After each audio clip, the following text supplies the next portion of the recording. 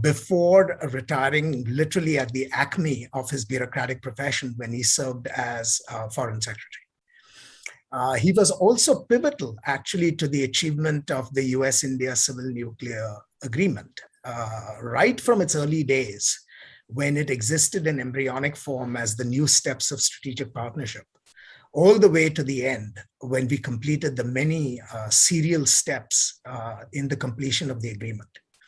He's had a career in the private sector, where he worked for the Tatas, and is also the author of a remarkable book called The India Way, which I reviewed actually for Carnegie a few months ago, and which I would commend to the readership of all those viewing here. Because of the program that we have today, which is on the Indian Ocean and the launch of this initiative, I really think there's no better person to address this gathering. Because other than Prime Minister Modi, Dr. Jaishankar has been the staunchest champion of India returning as a maritime power in the Indo-Pacific space.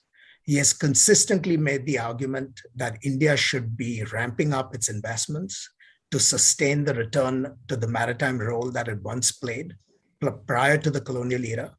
And if India succeeds in that ambition, it will be due to, in no small measure, because of the efforts that he is making in his current role as Minister of External Affairs and as a member of the Cabinet Committee on Security.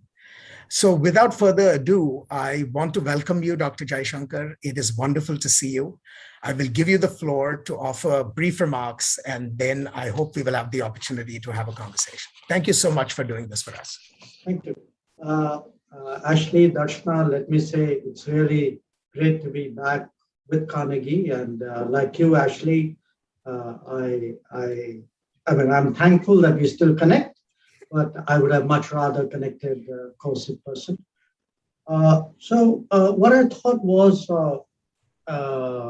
just to kick off a discussion on the conversation on the Indian Ocean. Let me share with you some points which, to me, lay out a kind of an Indian perspective of the Indian Ocean. And I try to sort of discipline my thoughts into 8 points. So I will put those 8 points out. And the first point is really that, unlike the last few centuries, when the developments in the oceans determine the course of events on land, today we are actually seeing that logic inverted to some extent. You have facilities in littoral states, including those set up through connectivity initiatives, actually having very significant maritime implications. So I would argue that the sea-land dynamic is still a dynamic, but not quite the way it was before. Okay. The second point I would make is that the Indian Ocean itself historically had an organic unity. And I think that's very, very important today for Indian Ocean countries to recall and, in a sense, I won't say reinvent, but certainly refresh. And a lot of that organic unity, of course, derived from the monsoons. And the monsoons were the sort of the driving force of the Indian Ocean activity. It was in many ways, of course, a very pluralistic, very syncretic culture of the Indian Ocean. I'll come to that later. And that the era of Western imperialism actually broke this up. I mean, what the period, those 200 years plus, did was it created very distinct sub-regions, like the Indian subcontinent, like the Gulf, like Southeast Asia. And in a sense, compartmentalized them. Today, actually interfacing them again is a very big challenge. Certainly when India talks about Indian foreign policy today, talks about neighborhood first, which is consolidation within the Indian subcontinent, but then talks about Act East policy towards Southeast Asia or link west towards the Gulf. This is a rebuilding of linkages to the extended neighborhood, which was broken up in these 200 years. And also, I think, in many ways, by the partition of India, because I think that was a very serious strategic event whose full consequences is not always appreciated by people. The third point I would flag for attention today is that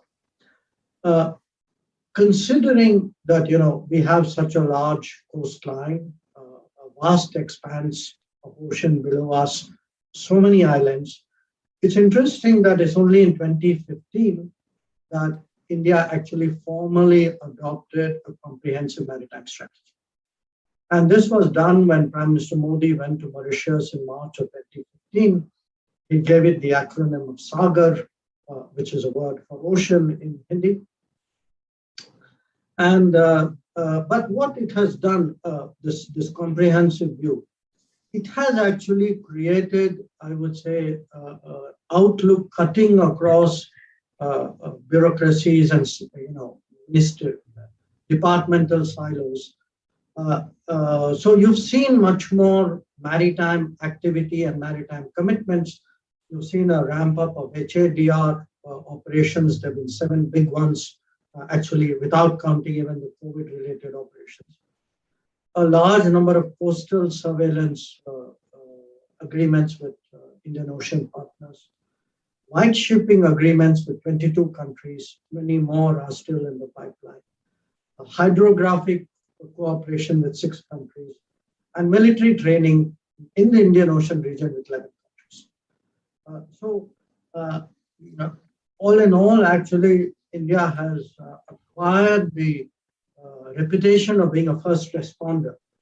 And to that extent, I would say it's a kind of a theory, it's a praxis example. You create the theory, you then implement it, and that strengthens the theory. The fourth point, which I touched on earlier in my remarks, is the Indian Ocean has actually got a very strong ethos, very strong culture of coexistence, of adjustment, of diversity. And in that sense, it really underpins a multipolar Asia, which is really a key building block for a multipolar world. So today, I would kind of work that logic backwards. You want a multipolar world, you need a multipolar Asia. You want a multipolar Asia, you need to make the Indian Ocean culture of diversity and pluralism succeed.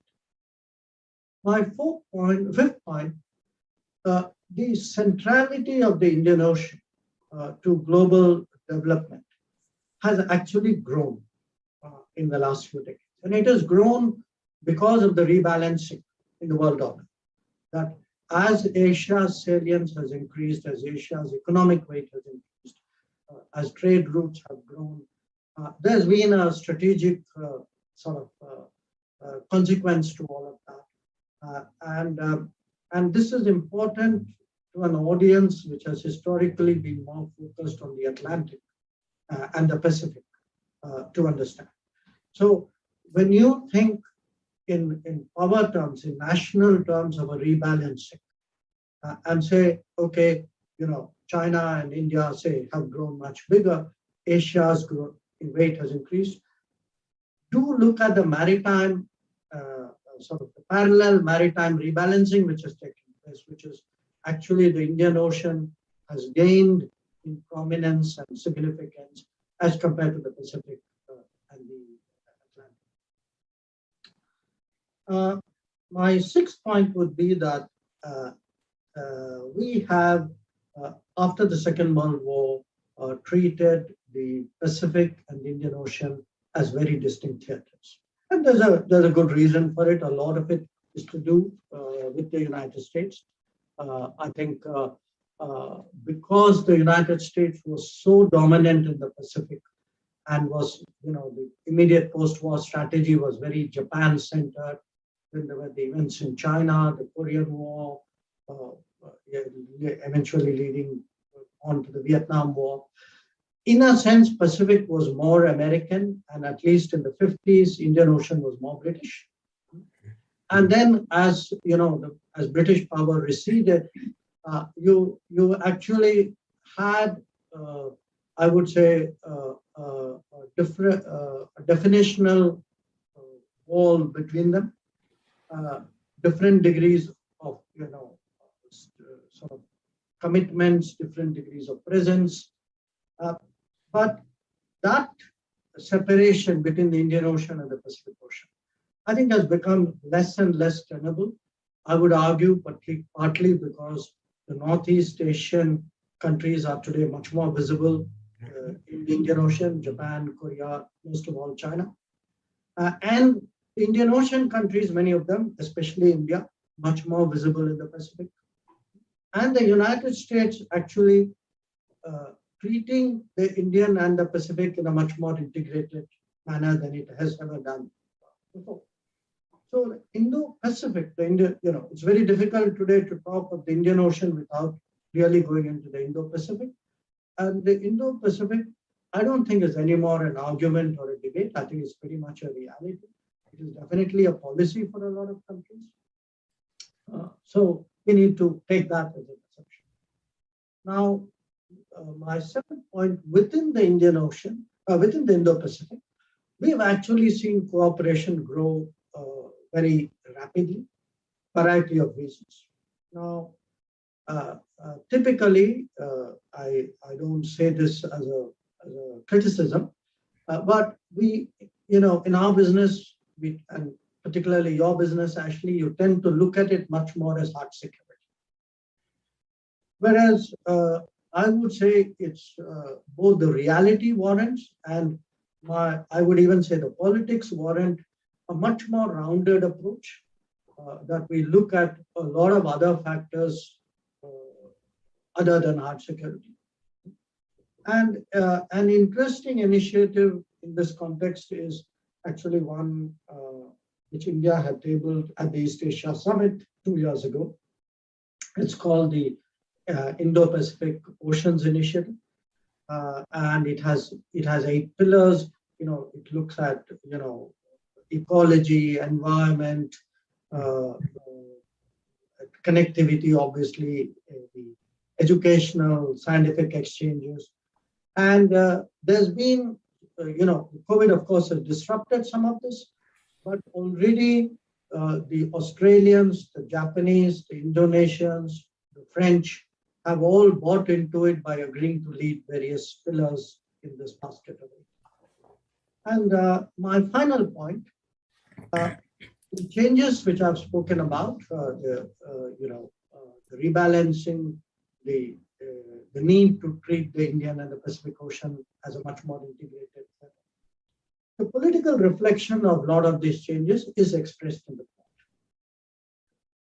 Quad. And again, I want to highlight that the Quad has an agenda which extends to multiple domains, to much broader cooperation. I think to keep it, to make it, in a sense, give it a sharp edge and a very limited agenda, partly, I think, is a gamesmanship of critics. But I think it's partly also, frankly, a headlines kind of attitude, not a full understanding of really what is happening. Because I think, as we will see later on in the month, I think the Quad has an increasing agenda, a substantive agenda, which will actually cover multiple spheres of activities. But again, without in any way diminishing Quad, I also want to point out that Quad is not unique, that there are other plurilaterals. There are other plurilaterals in the world, but there are other plurilaterals even in the Indo-Pacific region. And we ourselves, when I look at it, we have plurilaterals, which means more than 2, arrangement with Australia and Japan, but also with Indonesia, with France, with Sri Lanka, with the Maldives. In a sense, this is a larger generic point on the evolution of the international order, that as multilateralism shows an inability to deliver on the key issues of the day. And as bilateralism has its limits, I think that gap is today increasingly going to be filled with understandings and activities of the willing and the cooperative. And international relations today has to take that into account rather than, debating whether it's a good thing or a bad thing, because it's there, it's part of life. So these were some of my initial thoughts, but once again, really thank you for having me over today digitally. And once again, really my good wishes, and I'd be happy to begin the conversation with you, Ashley. Well, thank you so very much. First, of course, thank you for making the time, and thank you for offering those very thoughtful remarks.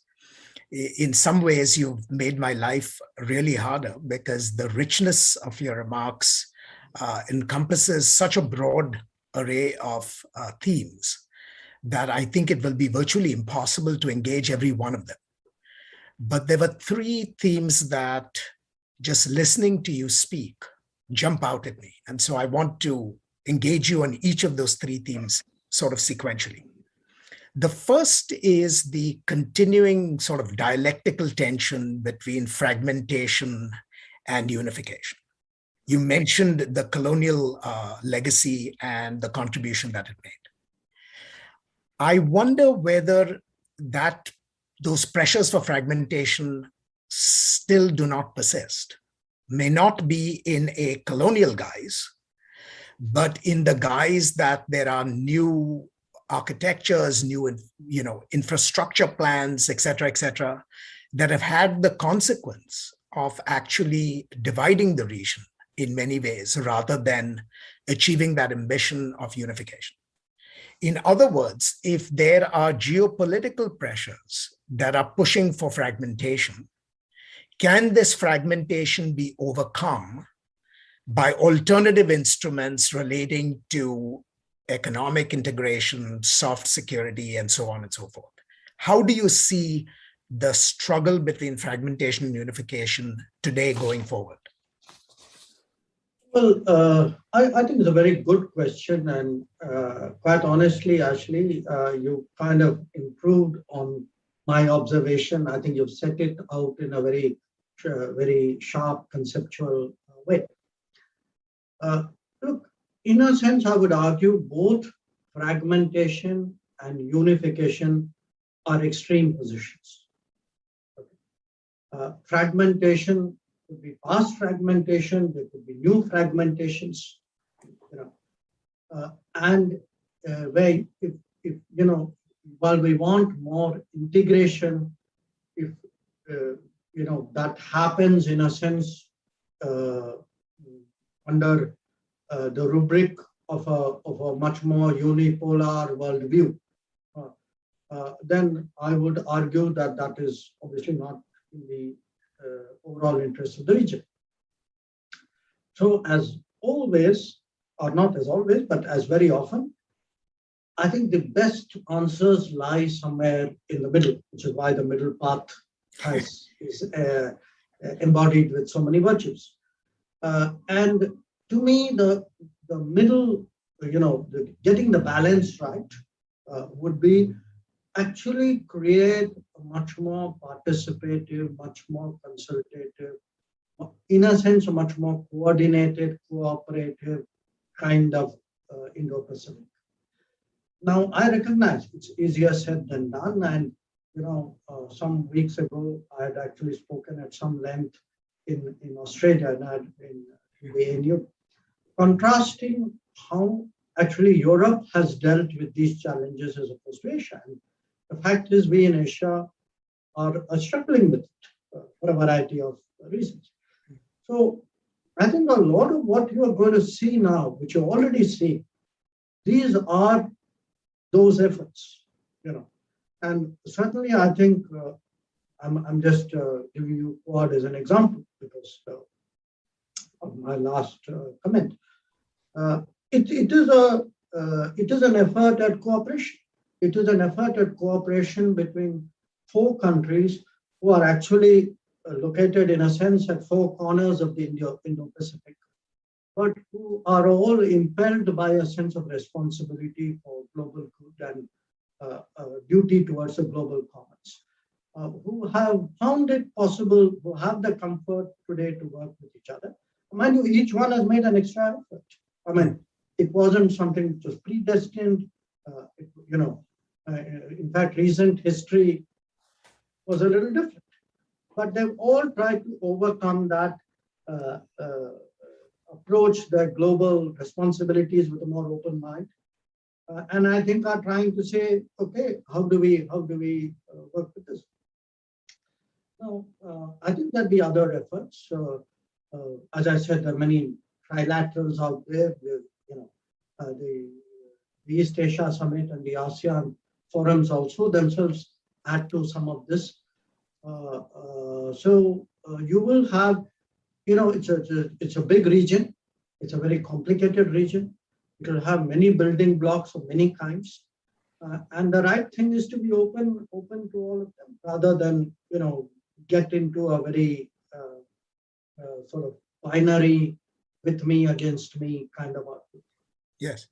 I was actually just remarking to Darshana before you came on the line, Mr. Minister, that the success of the US, particularly in the Indo-Pacific space, will depend so much on our attentiveness to the concerns of individual players in the region, which is, instead of thinking of them as purely objects in a larger context, to sort of internalize their concerns and work with them. Now, you mentioned in your remarks the effort and the investments that India is making, for example, with respect to HADR, with respect to maritime cooperation, in environmental management, disaster relief, the whole 9 yards. The question that lurks at the back of my mind is that, will these investments in what you might call low politics, and by that I don't mean it's unimportant, but just the world outside of geopolitical competition, will these investments in low politics suffice to bring the region closer to the unity that you described as once characteristic prior to the era of colonialism? Or will these efforts become victims of these larger tectonic struggles at the level of high politics? Just practically, given the investments that you've seen India make in the last 3 to 4 years, how do you see this shaping up? Well, look, theoretically, your question is a valid one. Obviously, anybody who's in the policy-making world would like to see the best outcomes of their policy. So my answers are inherently biased here, which is, I would like to see this succeed. I would like to see greater cooperation. We have tried not to play into a polarized world sort of scenario.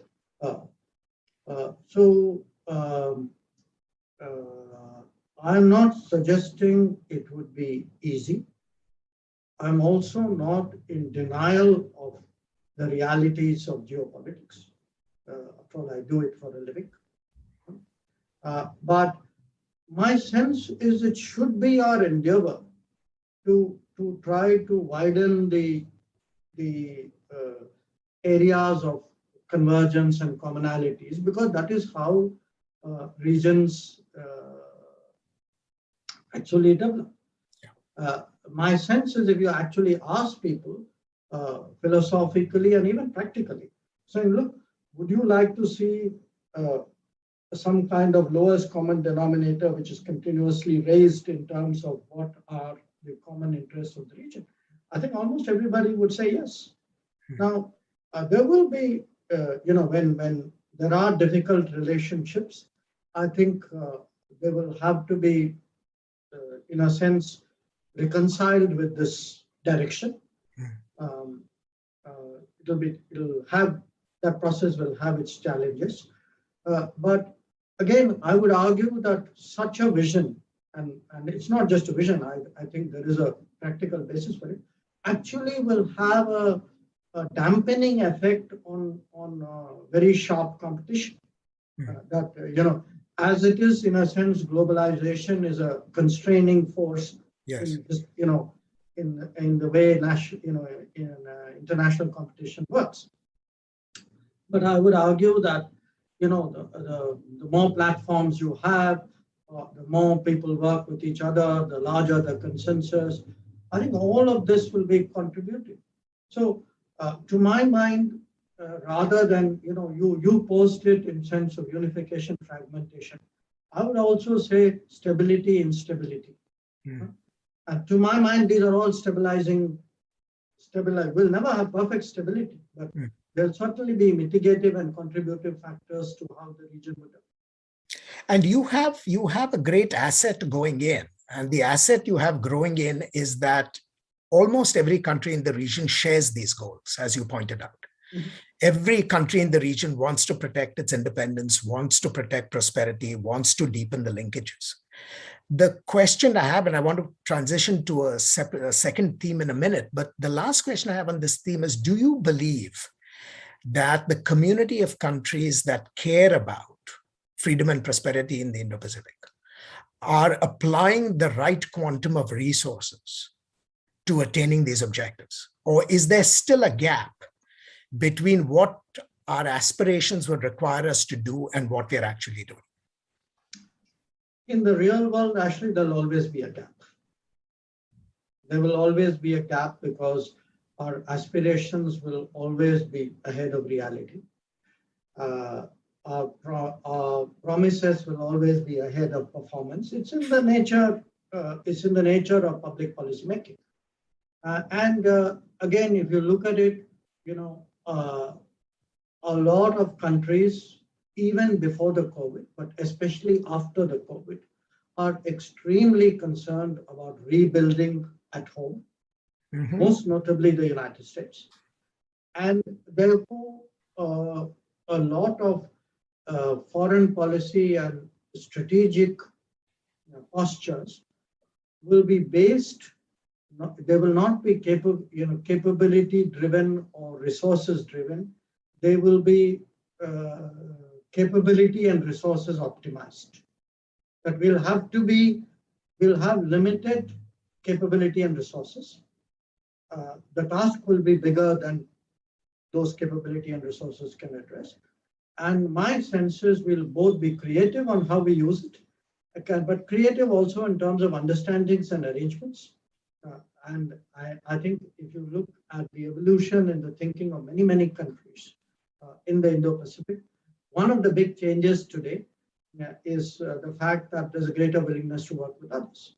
And the United States, I think, in my view, has been especially notable in making that transition. I want to use this as the opportunity to transition to the second big theme that I saw coming out of your remarks. And that is the persistent invocation, explicit and implicit, about the importance of multipolarity and the emergence of multipolarity. Not just multipolarity in Asia, but multipolarity in Asia as a stepping stone to multipolarity globally, with all the implications for stability thereof. Now, this takes us into a somewhat, uncomfortable area. And that is, do you have the sense that while India has a vision of a multipolar Asia, that vision is shared to a greater or lesser degree by the other Asian states as well? And what are the implications of the differences in perception on that count?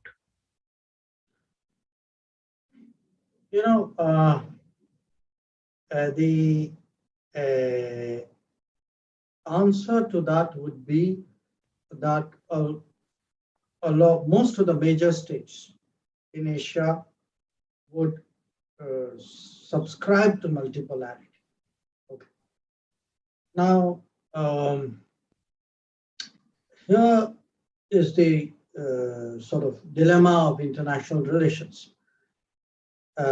When power reaches a point where you feel, remember, multipolarity doesn't mean equal poles. Yes. It means poles of multiple weightages. I think more enlightened policies would look at an architecture, would look at a long-term sort of stability and as a factor, would to a greater degree perhaps uh, respect the interests of others, because it's in your own interest that they too have a level of comfort, because that comfort really creates greater stability. Now, I cannot guarantee that everybody would necessarily have that kind of sober, enlightened, far-seeing view of a evolving architecture, because the history of the world has shown that that has from time to time not been the case. But if you ask me, would the bulk of the countries subscribe to a multipolar Asia? Yes, I think in a sense, the overall sense, feeling would be not just for multipolarity, because, in some cases it would be national multipolarity, but, we have, for example, the ASEAN, which is in many ways a very successful collective, where there are actually, certainly in Asia, it has been the best regional, most successful regional organization. And it has a fairly well-developed sense of its collective interests. Mm-hmm. So when I look at multipolarity, to me, ASEAN, for example, would be a pole. Maybe even within ASEAN, a very important country like Indonesia would be a pole. So keeping that in mind, I think generally there would be a strong support for multipolarity, for a more democratic, consultative sort of decision making and deliberative way of managing Asia.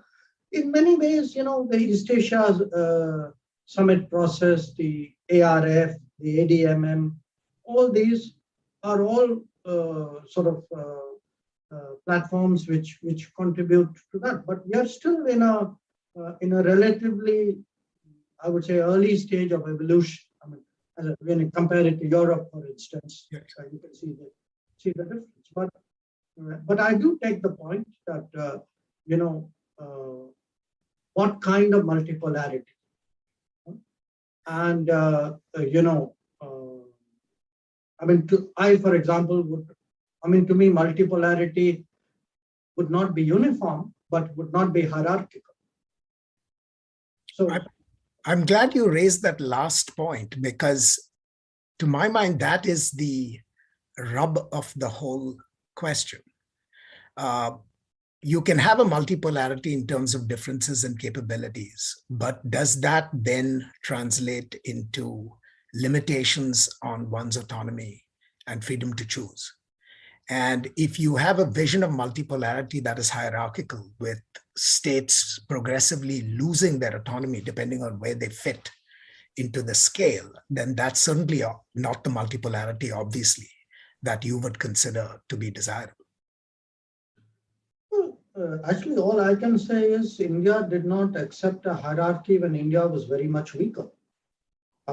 If you look at the 1950s and 60s, the purpose of non-alignment was exactly to expand our space and ability to make choices.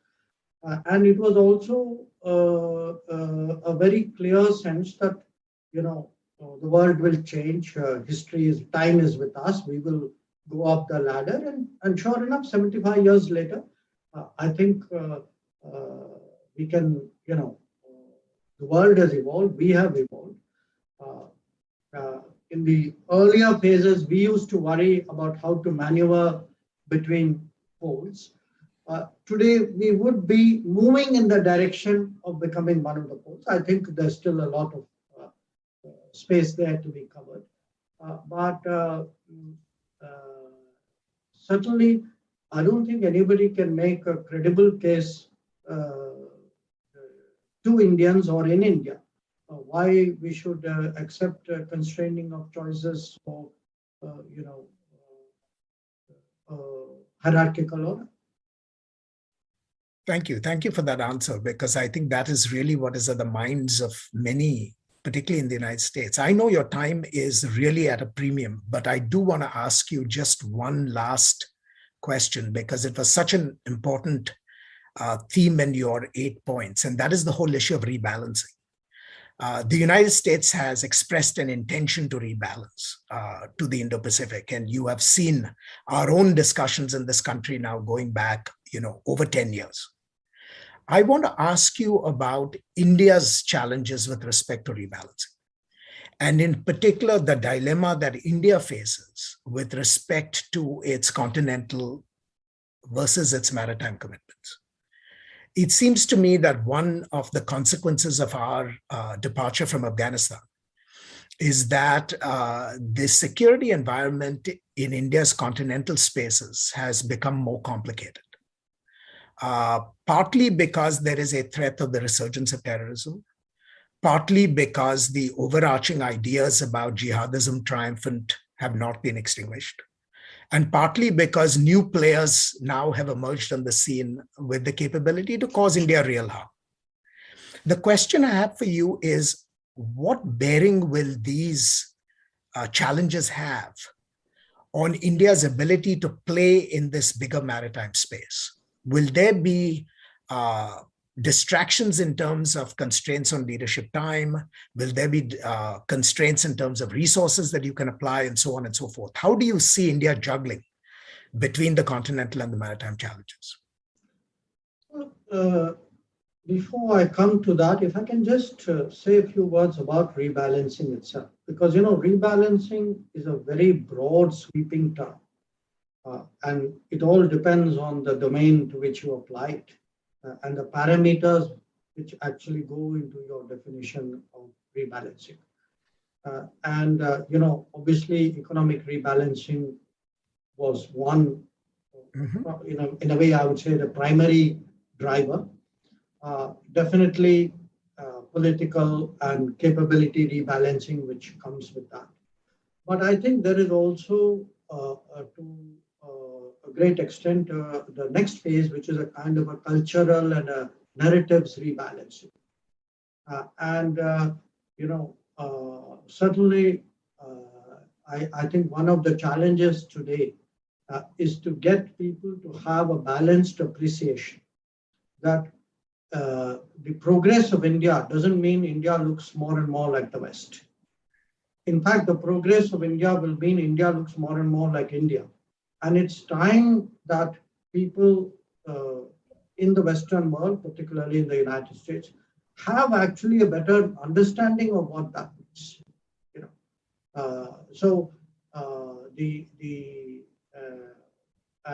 I would say the fact that in many ways concepts which we share, practices we share, values we share, will express themselves in a diverse way, precisely because we are located in different parts of the world with different histories. Now, in terms of the continental versus maritime, again, there are two aspects or three aspects to it. One, as I pointed out, especially after 2015, there's been a much greater Indian focus on maritime. Yes. Number two, as you grow, but your challenges also grow, the entire exercise is about optimizing. As I said, show me, there are very few countries in the world which will speak of a surfeit of resources. And certainly that's a much harder situation in democratic societies, where there is so much pressure today to address the immediate problems of quality of life and so on. What you said about Afghanistan and the resulting complications, the way you put it. Again, look, I'm not I often read an analysis about, do you have the bandwidth? I mean, can you give attention to 2 problems? I mean, people in governance give attention to 100 problems at the same time, and governance and policy making is not for people with a narrow bandwidth. It is, in fact, this ability to address multiple challenges, prioritize, optimize, to some extent pursue parallel tracks, sometimes even contradictory tracks. I mean, this is really what governance and policy making is about. So I do see your point about the greater complexity of challenges we face in our own national security environment. But to my mind, the part of the answers, I say this as a foreign minister, part of the security's answers lie in foreign policy. It's my responsibility to ensure that my country has the understandings with partners abroad, and which may be very different partners. My partners, let us say, in addressing the challenges which come out of Afghanistan, would be very, very different from, or could be very different from my partners with whom I work with on the Indo-Pacific. So it is this ability to shall I say, broaden our set of partners, keep those relationships well-oiled, make sure there are enough convergences and overlaps for for good working understandings. I think this is part of the challenge. And I would say today's foreign policy.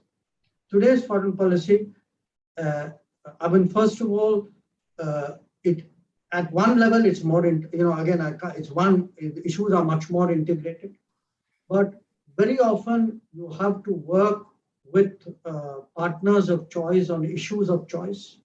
Mm-hmm. Sometimes in theaters of choice, they could be different, and I think that makes foreign policy a much more complicated game with many more variables.